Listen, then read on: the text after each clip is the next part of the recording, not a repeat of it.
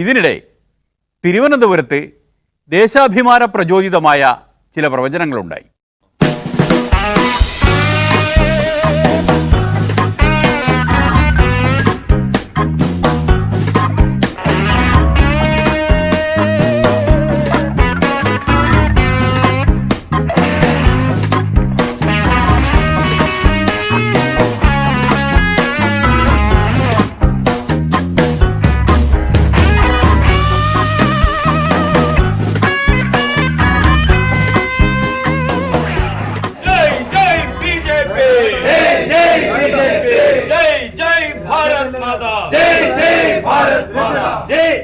नरेंद्र मोदी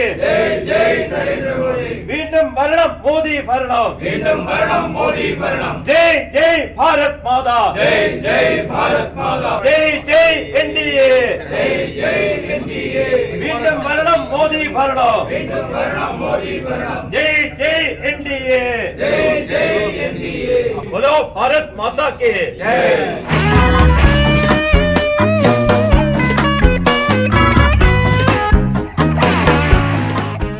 അതെ അതെ, doctor G തന്നെ, ഡോക്ടർ ബാബു പോൾ.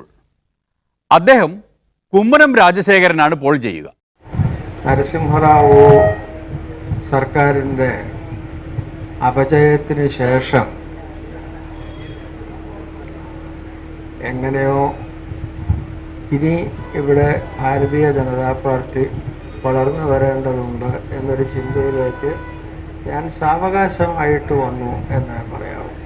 ആ ചിന്തയിൽ അങ്ങ് ഉറച്ചുപോയി. അവിടുന്ന് അങ്ങോട്ട് പിന്നെ ചിന്ത വളർന്നിട്ടില്ല എന്നും പറയാം. 2 വർഷം മുമ്പ് ഞാനൊരു ലേഖനം എഴുതിയിരുന്നു.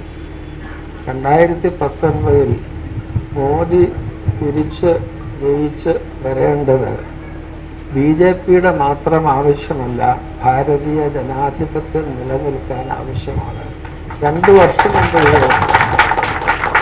അന്ന് ഞാൻ പറഞ്ഞു, ഒരത്ഭുതവും സംഭവിച്ചില്ലെങ്കിൽ മോദിക്ക് പകരം വയ്ക്കാൻ ഒരാളെ കിട്ടില്ല. ഇവിടെ പല കക്ഷികൾ,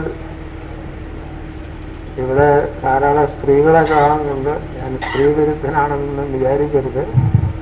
പക്ഷെ ഇന്ദിരാഗാന്ധി ഒഴിച്ച് ആ ഇനത്തിൽ നിന്ന് ആരും ഇതുപോലെ ഒരു മുദ്ര പതിച്ച് കണ്ടില്ല അടുത്ത കാലത്ത്.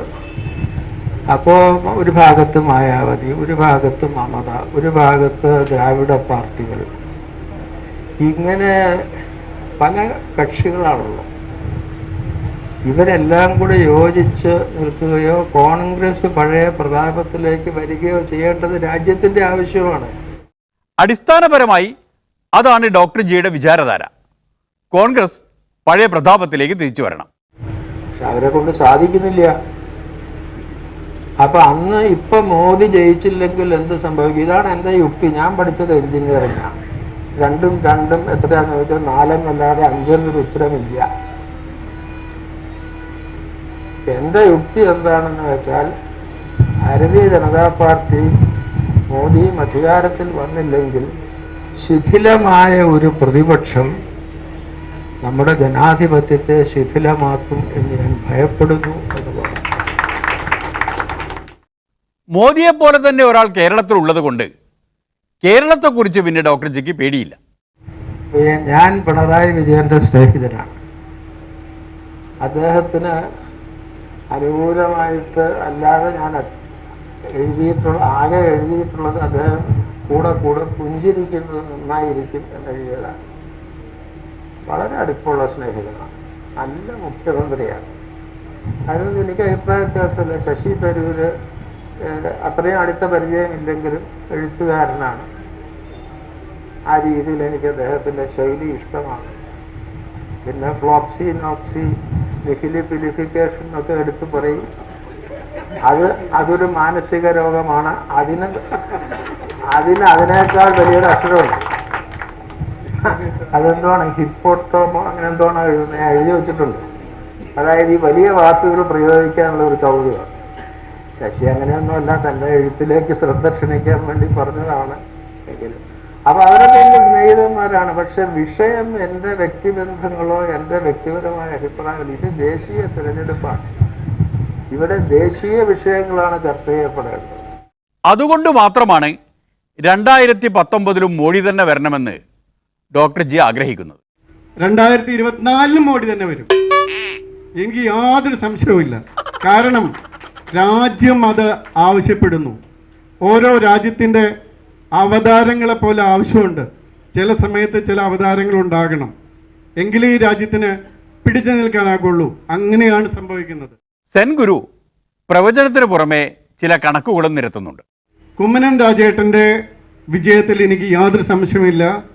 അടിയൊഴുക്കുകൾ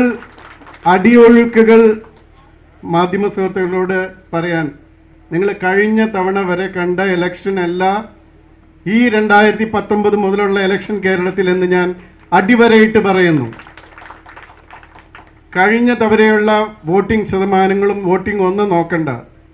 ഈ തവണ കുമ്മനം രാജേട്ടനോടൊപ്പം മോഡിജിക്ക് വേണ്ടി ലോകസഭയിൽ കൈപൊക്കാൻ ചുരുങ്ങിയത് 5 പേര് കൂടി ഉണ്ടാകും. ചുരുങ്ങിയത്, അത് ഉറപ്പാണ്. മോദിക്ക് വേണ്ടി കുമ്മനം രാജശേഖരനൊപ്പം കൈപൊക്കാൻ 5 MP-മാർ ചുരുങ്ങിയത് ലോകസഭയിൽ ഉണ്ടാകും എന്നേ പറഞ്ഞിട്ടുള്ളൂ കേട്ടോ. എവിടെ നിന്നുണ്ടാകും എന്ന് പറഞ്ഞിട്ടില്ല. കാഞ്ഞ ബുദ്ധിയാണ് ഈ പോലീസ് ബുദ്ധി. പിന്നീട് തിരുത്തേണ്ട മൊഴികളൊന്നും രേഖയാക്കി വെക്കില്ല.